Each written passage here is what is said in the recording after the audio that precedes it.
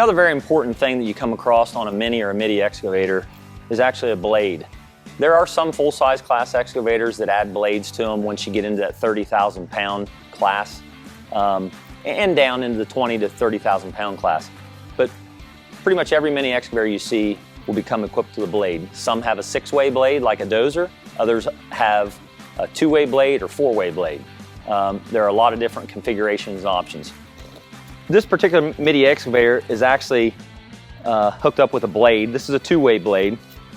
A 2-way blade in its function in itself means it lifts up and goes down. So it works above grade and below grade. So it's an up and down movement. The 4-way blade, which I make reference to, is those same 2 movements and then angles. Angles left, angle right.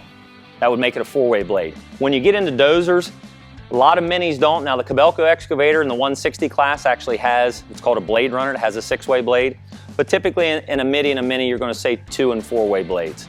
A 6-way blade, like on any particular 6-way blade dozer, would give you all of those movements, plus it would have a tilting function left and right. So we have up and down, we have left, right, and then we have tilt. That would be your 6 movements.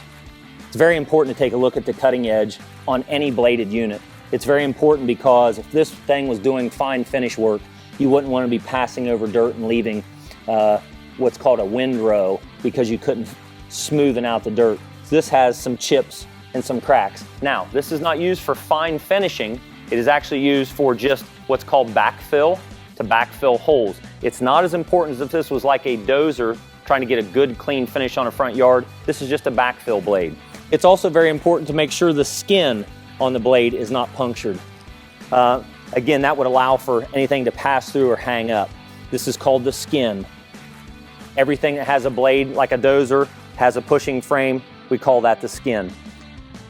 It's very important to make sure that we take a look at all of these wear areas because they are high wear areas. We want to make sure the grease zerks have been greased. This area always works in dirt, as well as to see at the cover. The can for the cylinder does have a safety cover on it because, again, things can roll back and fall on top of it. We want to look at all the lines feeding up to it to make sure there's no cracks, just like we have on dippers and booms that we spoke about before. A lot of wear down here because you're always in the dirt. You're always getting mud, rock, etc. back, and if there's not grease here, you're going to have it's a high wear area. It's under pressure all the time.